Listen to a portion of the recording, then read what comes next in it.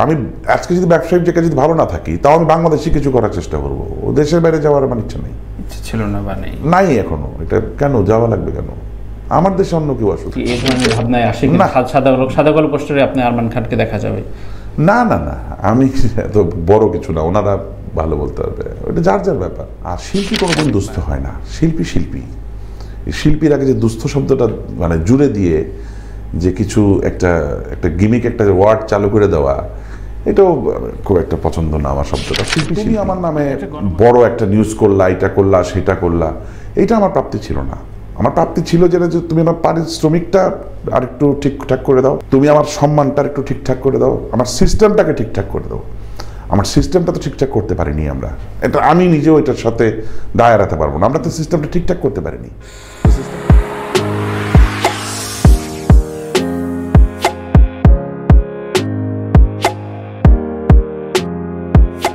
প্রিয় দর্শক, স্বাগত আরেকবার। দেখছেন তানভীর তারেক শো। আমরা কথা বলছি সঙ্গীত পরিচালক এবং কর্পোরেট ব্যক্তিত্ব আরমান খান সাথে।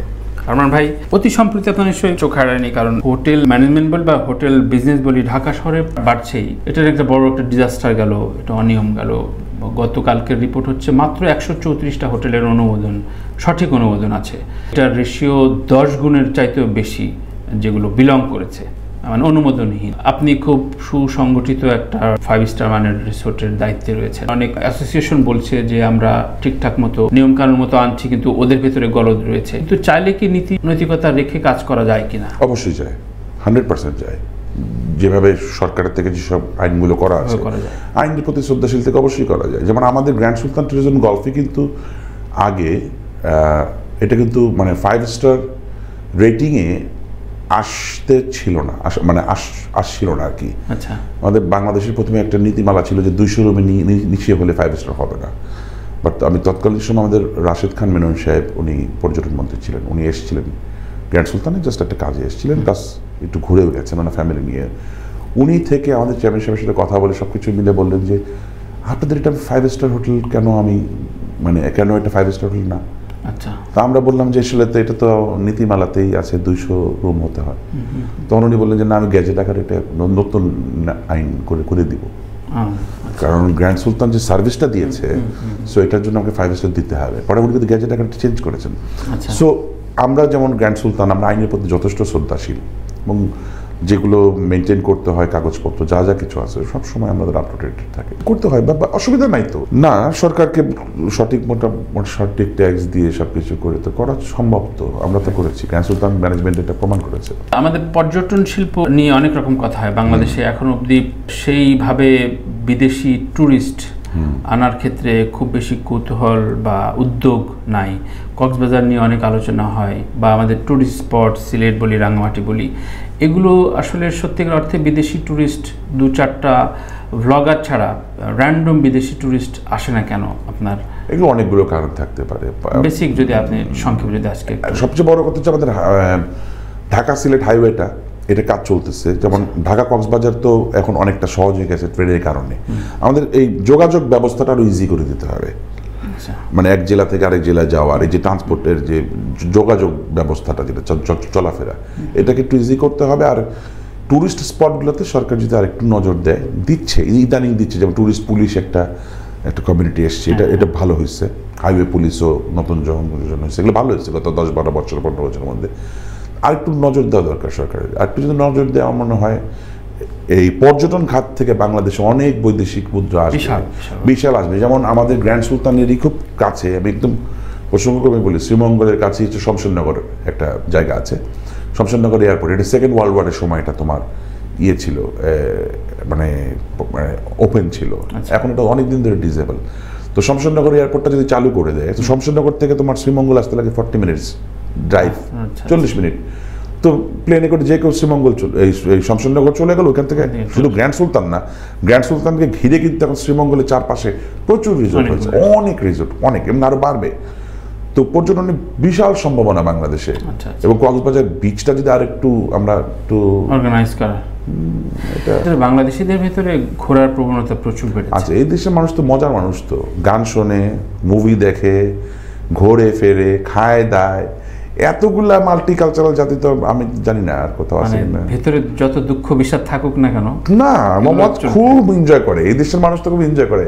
অনেক দেশে তো আমি জানি, খবর জানি, আত্মীয় থাকে, গানও শোনে না, সারাদিন কাজ করতেছে, মানে কি বলে, মানে একদম বাধা ধরা জীবন। কিন্তু বাঙালিটা কিন্তু সবই করে, গান শোনে।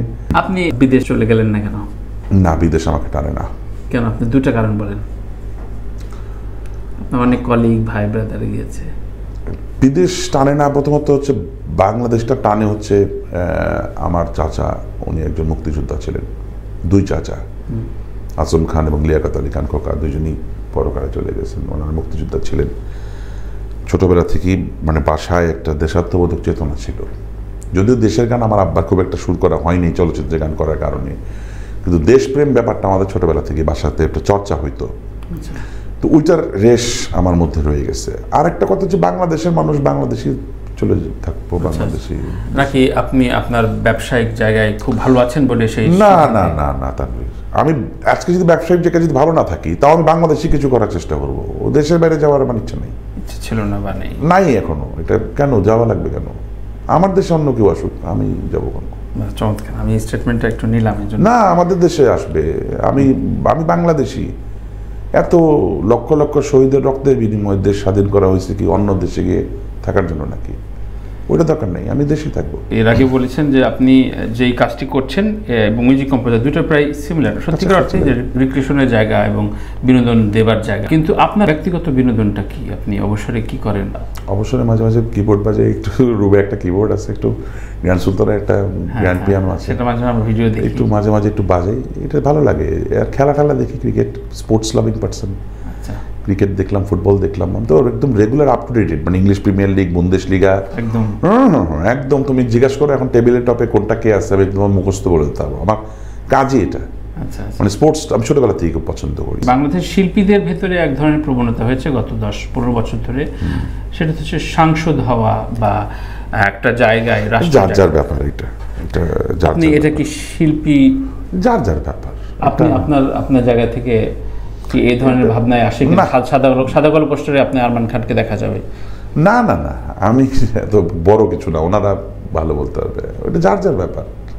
অনেক নায়ক, অনেক নায়িকা বা গায়ক গায়িকা সবাই তো এমপি মিনিস্টার হয়েছে, অনেকেই তো এমপি হয়েছে, অনেকে আবার নির্বাচনে জিততেও পারেননি, এরকমও আছে আমাদের। মানে এবার রেকর্ড সংখ্যক মনোনয়নপত্র কিনেছে প্রায় ওনাদের ব্যাপার, শিল্পীরা আর কি। আমি জানি না আসলে।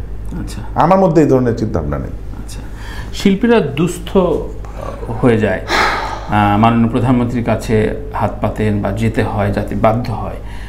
এইসব জায়গাগুলোতে কি আদৌ সংস্কার হয়েছে আপনার এই দীর্ঘ জীবনের যা যা দেখলেন?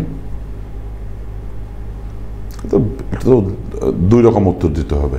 কেমন? একটা হচ্ছে শিল্পীরা দুস্থ হয় কেন, এটা হচ্ছে আমার প্রথম বিষয়। দুস্থ হবে কেন সে, তাকে হইতে হবে কেন, তাকে তো তার ওইটুক তো তাকে কষাস হইতে হবে যেন আমি যেন দুস্থ না হই। শিল্পীকে ওই কষাস শিল্পীর মধ্যে অনেক শিল্পী তো দুস্থ না, দুস্থ হয়ে মারা যায়নি। ম্যাক্সিমাম দুস্থ শিল্পী হয়ে মারা যায় না। আর শিল্পী কোনোদিন দুস্থ হয় না। শিল্পীর আগে যে দুস্থ শব্দটা মানে জুড়ে দিয়ে যে কিছু একটা গিমিক, একটা ওয়ার্ড চালু করে দেওয়া, এটাও খুব একটা পছন্দ না আমার শব্দটা। শিল্পী এটা গণমাধ্যমের একটা বড় ভুল ঠিক না, এটা গণমাধ্যমের একটা স্টানবাজি হতে পারে। এটা দিয়ে একটা কিছু গণমাধ্যমের স্বাভাবিক, তাকে তো পত্রিকা বিক্রি করতে হবে, তার তো কন্টেন্টটা চালাতে হবে। তো যাই হোক, এটা অনেক পুরনো কন্টেন্ট, যদিও দুস্থ শিল্পী। প্রথমত হচ্ছে শিল্পীকে কষাস হতে হবে, তাকে ভিশনারি হতে হবে যে আমি আগামী দিনে কিভাবে যাব, এবং অলওয়েজ অপশন রাখতে হবে। এটা যার যার ব্যাপার একটা। আরেকটা হচ্ছে সরকার যতটুকু করতেছেন, আরও চাইলে করতে পারে, সরকার তো পারে আরও করতে, যদি সুযোগ থাকে। আপনার কলিগ বা আপনার কাছে মানুষরা বলে যে আপনি গণমাধ্যমে খুব বেশি প্রায়োরিটাইজ ছিলেন না, আপনি যে লেভেলের কাজ করেছেন গণমাধ্যম আপনাকে সেভাবে মূল্যায়ন করেনি। আপনার কি আক্ষেপ হয়? না, আমি তো তোমাদের পাত্তা পাওয়ার জন্য গান করিনি। আমাকে কে কি দিবে বলো? আমি কারো কিছু পাওয়ার আশায় তো করিনি।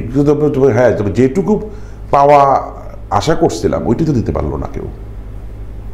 নাহলে তো আপনি এখানে থাকতেন। তুমি আমার নামে বড় একটা নিউজ করলা, এটা করলা, সেটা করলা, এটা আমার প্রাপ্তি ছিল না। আমার প্রাপ্তি ছিল যেটা, যে তুমি আমার পারিশ্রমিকটা আরেকটু ঠিকঠাক করে দাও, তুমি আমার সম্মানটা একটু ঠিকঠাক করে দাও, আমার সিস্টেমটাকে ঠিকঠাক করে দাও। আমার সিস্টেমটা তো ঠিকঠাক করতে পারিনি আমরা, এটা আমি নিজেও এটার সাথে দায় এড়াতে পারবো না। আমরা তো সিস্টেমটা ঠিকঠাক করতে পারিনি। তো সিস্টেমটা ঠিকঠাক করতে না পারার কারণে এটা তো ধুবুস করে ভেঙে এটা পাইরেসি, প্রথমে পাইরেসি আমাদেরকে খেয়ে ফেললো অডিও ক্যাসেট এবং সিডিকে, তারপরে তো এটা আরও খেয়ে ফেললো হচ্ছে যখন তোমার আমাদের হাতে ইউটিউব চলে আসলো। আমরা সকলে জানি যে ফিল্মে গান না করলে জাতীয় চলচ্চিত্র পুরস্কার বা ন্যাশনাল কোনো রিকগনিশন বাংলাদেশে নাই। আপনি এত দীর্ঘদিন আপনি এত গান করলেন, জনপ্রিয়তা পেলো, এত শিল্পীর কণ্ঠে এলো, কিংবা রকস্টার যারা কাজ করেছে তাদের কি এই দাবি তোলার সময় হয়নি যে কোনো পর্যায়ের গানে জাতীয় স্বীকৃতিটা খুব জরুরি? এখন তুমি যে টপিকটা তুলছো তো খুব সুন্দর টপিক, জাতীয় স্বীকৃতি না। আপনি 55 বছর বাংলাদেশে, 54 বছরের বাংলাদেশে আপনি এটা কি কারো মনে হয় না যে শুধুমাত্র ফিল্মে গান করলে কেন ন্যাশনাল পেতে হবে? না, জাতীয় চলচ্চিত্র পুরস্কার যেটা, ওটা তো চলচ্চিত্রের উপরে। আপনার ন্যাশনাল স্বীকৃতি কি? হ্যাঁ, কিন্তু জাতীয় অন্য কোন অন্য সেক্টরে, হ্যাঁ ওইটাও তো এখনো তো চালু হয়নি সেভাবে। তবে কিছু পদক তো আছে, তুমি হয়তো বা নেক্সট উইকেন্ডে আস্তে আস্তে ঘুরতে ঘুরতে আসবে আমার কাছে, আসো, কোনো সমস্যা নাই। কিন্তু আসলে এই পদকের জায়গাগুলোকে না আমরা আসলে আস্তে আস্তে এটাকে মানে যারা পদক দেয় তারাও এখন আস্তে আস্তে বিরক্তি এসে গেছে আমার কাছে মনে হচ্ছে।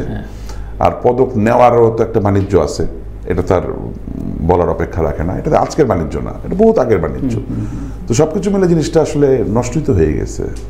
আর স্বীকৃতির জন্য অনেকে আশাই করে না, আবার অনেকে স্বীকৃতি আশা করে, তো জিনিসটা তো আসলে টিকলো না। আমরা আসলে হয়েছে কি, আমরা ইন্ডাস্ট্রি তৈরি করছি, বাট ইন্ডাস্ট্রি আমরা বলতে মানে আমি আমার কথা বলছি না, আমরা সবাই মিলে আমরা ইন্ডাস্ট্রিতে গার্জিয়ান লাগে, গার্জিয়ানদের কথা শুনতে হয়। তো সবসময় ইন্ডাস্ট্রিতে গার্জিয়ানরা একটা মোমেন্টের পর আর কথা বলা বন্ধ করে দিছে, যে কারণে সবসময় মনে হয়েছে যে ইন্ডাস্ট্রিটা একটা গার্জিয়ান লিস্ট চলছে। এটা দরকার আছে। বাড়ির গার্জিয়ান বলে না যে বাবা মা মরে গেল আজকে বুঝি, তারা বলে না দাঁত থাকতে দাঁতের মর্যাদা বুঝি না, এটা সত্য কথা।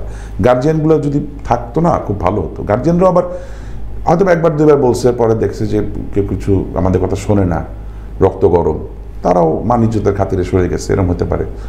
কিন্তু তুমি যে সিস্টেমটার কথা, যে তোমার যে প্রশ্নটা যেটা ছিল, এগুলো তো জাতীয় স্বীকৃতি তো অবশ্যই আসা উচিত। তো অনেক শিল্পী অভিমান কষ্ট পায় না, অনেকেই তো কষ্ট পায়।